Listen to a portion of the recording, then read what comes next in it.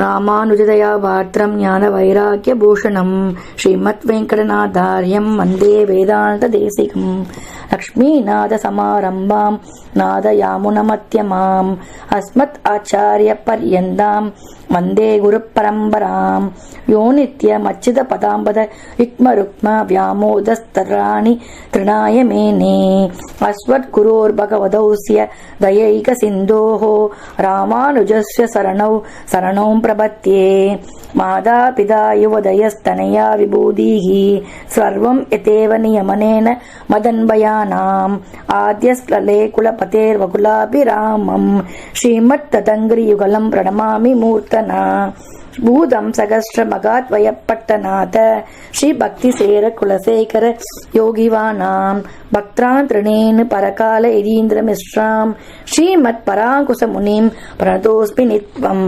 குருமுகமனதீஸ்த்யத்த பிராணவேதான் அசேஷாம் நரபதி பரிக்ளிப்தம் சுல்கம் ஆது காமஹா ஸ்வசர அமர வந்தியம் ரங்கநாதஸ்ய சேத்தே துஜ குலதிலகம் தம் விஷ்ணு சித்தம் நமாமி. மின்னார் தடமதில் சூழ் வெள்ளி புத்தூர் என்றருகாள் தன்ன சொன்னார் கழற்கமலம் சூடினோம் உன்னால் கிழி அறுத்தான் என்றுரைத்தோம் கீழ்மையின்றி சேரும் வழி அறுத்தோம் நெஞ்சமே வந்து பாண்டியன் கொண்டாட பட்டபிரான் வந்தான் என்று ஈண்டிய சங்கம் எடுத்தூத வேண்டிய ஓதங்கள் ஓத்த விரைந்து கிழி அறுத்தான் பாதங்கள் யாமுடைய பற்று.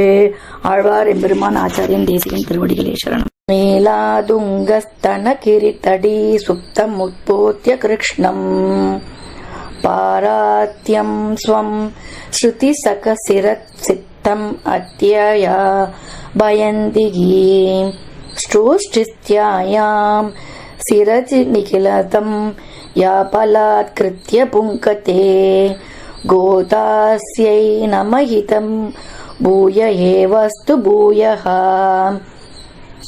அன்னவயல் புதுவை ஆண்டாள் அரங்கற்கு பண்ணு திருப்பாவை பல்பதியம் இன்னிசையால் பாடிக் கொடுத்தாள் நற்பாமாலை பூமாலை சூடிக் கொடுத்தாலை சொல்லு சூடிக் கொடுத்த சுடர்கொடியே தொல்பாவை பாடி அருளவல்ல பல்வளையாய் நாடினி வேங்கடவர்க்கு என்ன விதி என்ற இம்மாற்றம் நான் கடவா வண்ணமே நல்கு.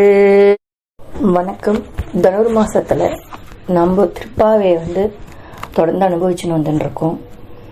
அதில் இன்னைக்கு 17வது நாள் திருப்பாவையை நம்ம சேவிக்க போகிறோம். அதற்கான அர்த்தத்தையும் பார்க்க போகிறோம். திருப்பாவையோட அர்த்தம் அப்படின்னு சொல்லும்போது நான் ஏற்கனவே சொன்னது தான். நிறைய கோணங்களில் திருப்பாவைக்கு நம்ம வியாக்கியானங்களை பெரியவா இல்லாமல் எழுதியிருக்கா. நம்மளும் அதை ஒரு ஸ்டடியோட ப்ரூஃபாக வச்சுட்டு சொல்லலாம். தாயாராக சொல்லலாம், பெருமாளாக சொல்லலாம், தாயாரும் பெருமாளுமாக சொல்லலாம், தசாவதாரமாக சொல்லலாம். இந்த மாதிரி பல பரிமாணங்களில் பல வியூஸில் நம்ம அவைகளை கொண்டாடிகிட்டே இருந்துருக்கோம்.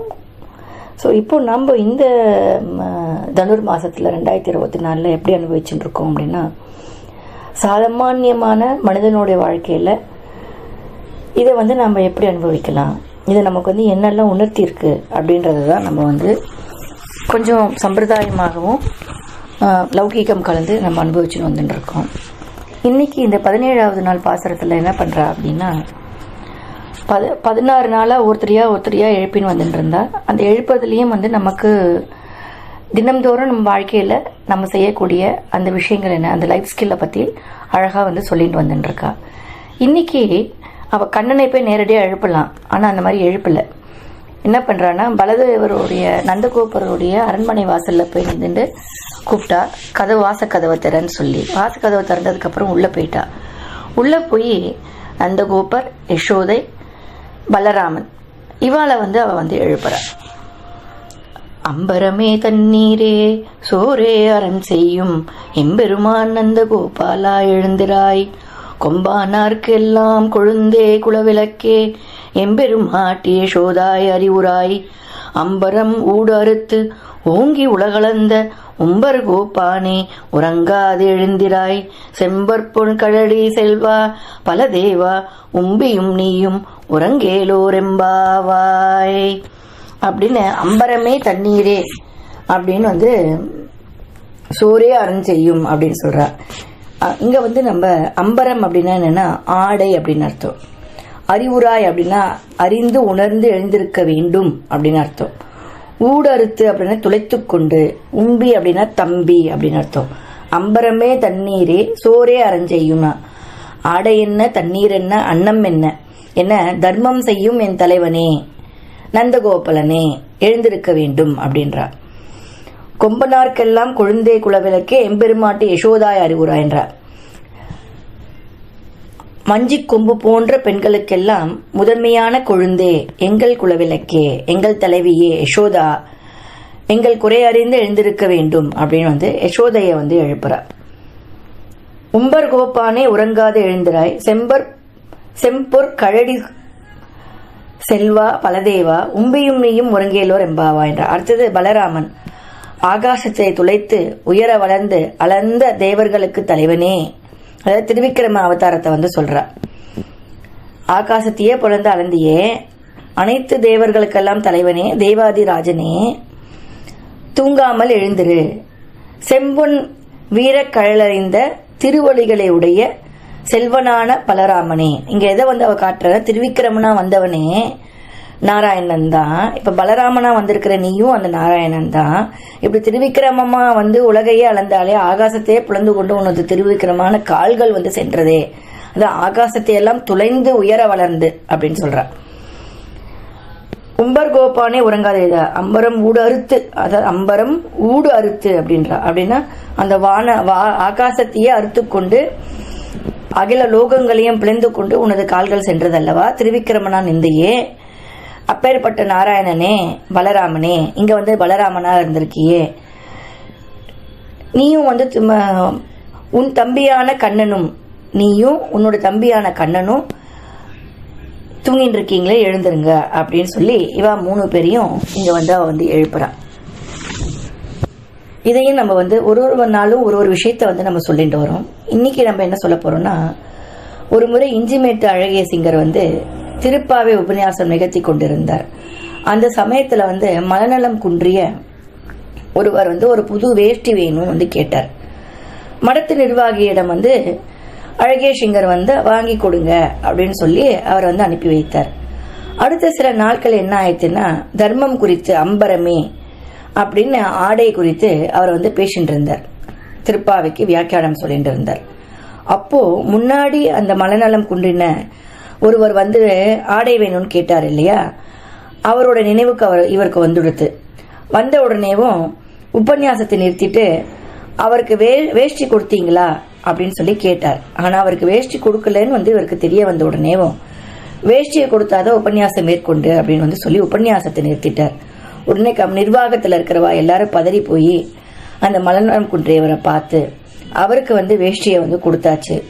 அதை கண்ணால பார்த்ததுக்கு அப்புறம் தான் உபன்யாசத்தை தொடர்ந்தார் அப்படின்னு மகான்கள் பெரியவா எல்லாம் எப்படின்னா அவளோட சொன்ன சொல்லை வந்து காப்பாத்துறது மட்டும் இல்லாம யாராக இருந்தாலும் இங்க வந்து நம்ம புரிஞ்சுக்க வேண்டியது என்னன்னா, அந்த பெரியவா மகான்கள் சொல்றவா ஆச்சாரியர்கள், அப்புறம் பெருமாள் அப்படின்னு நம்ம சொல்லக்கூடிய இந்த மாதிரி வேதங்கள் சாஸ்திரங்கள், இந்த மாதிரி பல விஷயங்கள் வந்து நமக்கு எதை காட்டி கொடுக்கறதுன்னா, பூமி லோகத்துல இருக்கக்கூடிய அனைத்து உயிரினங்களே சமந்தான். எந்த உயிரினத்தில ஏற்றத்தாழ்வு கிடையாது. அதனாலதான் இங்க வந்து மனம் நலம் குன்றிய அப்படின்னு நம்ம வந்து கோடிட்டு காட்டியிருக்கோம். எதுக்கான உயிர்களிடத்துல ஏற்றத்தாழ்வுகள் கிடையாது. எல்லா உயிர்களையும் சமமாக பார்ப்பவர்கள், எல்லா உயிரினங்களிடத்தையும் அன்பு செலுத்துபவர்கள், எல்லா உயிரினங்களிடத்திலையுமே அவங்களுக்கு தேவையானதை கொடுத்து வினவி குச்சலம் விசாரித்து மனிதநேயத்தோடு நடந்து கொள்பவர்கள் அப்படின்றதுதான் இங்க வந்து நம்ம எடுத்துக்கணும். ஏன்னா சாதாரணமான நம்ம மனிதனுடைய வாழ்க்கையில நம்ம என்ன திருப்பி திருப்பி நம்ம சொல்லிட்டு இருக்கோம்னா, உயிரினங்கள் அனைத்தும் சமதான். இந்த உயிரினங்கள்ல வந்து கிட்னில, ஹார்ட்ல, இந்த மாதிரி ஆர்கன்ஸ்ல வந்து டிஃபரன்ஸ் இருக்கா? பிளட் ஒண்ணுதான், நர்வு, வெயின், போன்ஸு, ஸ்கின்னு, இந்த மாதிரி எல்லாமே வந்து ஒன்றா தான் போயின்னு இருக்கு. இதில் ஒன்றும் பெருசாக வந்து வித்தியாசங்கள் வந்து கிடையாது. சயின்டிஃபிக்கலாக வந்து பார்த்தீங்கன்னா ஒரு எலியை ஒரு முயலை வச்சு பரிசோதனை பண்ணிட்டு அவைகளோட உடம்புக்கு ஏற்பனா இருந்தது அப்படின்னா மனிதனோட உடம்புக்கு இது ஏற்பனா இருக்கும். தாவரங்களோட உடம்புக்கு ஏற்பனவாக இருந்தால் மனிதனோட உடம்புக்கு இது ஏற்பனவாக இருக்கும்னு இவைகள் மீது ஆராய்ச்சி செய்து அந்த மருந்து பலன் தெரிந்து கொண்டு தான் மனிதனுக்கு அந்த இதை வந்து டைரெக்டாக வந்து கொடுக்குறாங்க. ஸோ இதுலேருந்து நம்ம தெரிஞ்சுக்க வேண்டியது என்ன அப்படின்னா, உயிரினங்களுடைய ஃபங்க்ஷன்ஸ் எல்லாமே சிமிலராக தான் இருக்குது. அப்போது மனிதனுக்கும் மற்ற உயிரினங்களுக்கும் வித்தியாசம் என்ன அப்படின்னா பகுத்தறிவு. அந்த பகுத்தறிவுன்றது தான் 6ஆம் அறிவு. அந்த 6ஆம் அறிவு என்னன்னா தெளிவு, நல்ல சிந்தனை, நல்ல ஞானம், நல்ல போதனை வழங்கக்கூடியதுன்னு பல விஷயங்களுக்கு வந்து அந்த 6ஆம் அறிவு. அப்படின்னா நாம் அந்த 6ஆம் அறிவை கொண்டு மனிதநேயம் காட்டி பகுத்தறிவோடு நடந்து கொண்டிருக்கிறோமா இல்லையா? ஸோ இந்த 6ஆம் அறிவை வந்து எவ்வளவுக்கு எவ்வளவு நம்ம பயன்படுத்தணும், அதை எப்படியெல்லாம் பயன்படுத்தலாம்ன்றது தான் இந்த திருப்பாவைன்ற இந்த 30 பாசுரங்களை வாழியாகவும் தினம்தோறும் நம்ம ஒன்று ஒன்றா அனுபவிச்சுன்னு வந்துட்டுருக்கோம். தொடர்ந்து ஆதரவு கொடுக்குறவங்களுக்கு நன்றி.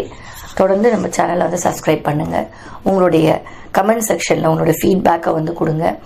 இந்த விஷயத்தை நிறைய பேருக்கு கொண்டு சேர்க்கணுன்றதுனால உங்ககிட்ட கேட்குறது என்னென்னா, ஷேர் பண்ணுங்கள். பல விஷயங்களை, சினிமா விஷயங்களையும், மீம்ஸு, காமெடின்ற விஷயங்களையும் நம்ம வந்து இந்த சோஷியல் நெட்வொர்க்கில், சோஷியல் மீடியாவில் வந்து பறக்க விட்டுருக்கோம், ஷேர் பண்ணிட்டு இருக்கோம். ஆனால் இந்த மாதிரியான விஷயங்களை வந்து ஷேர் பண்ண மாட்டோன்றோம். ஏன்? அதனால் இந்த விஷயங்களை ஷேர் பண்ணுங்கள் அப்படின்னு கேட்டுண்டு உங்களிடமிருந்து விடைபெறுவது உங்கள் தேவி சேஷாத்ரி.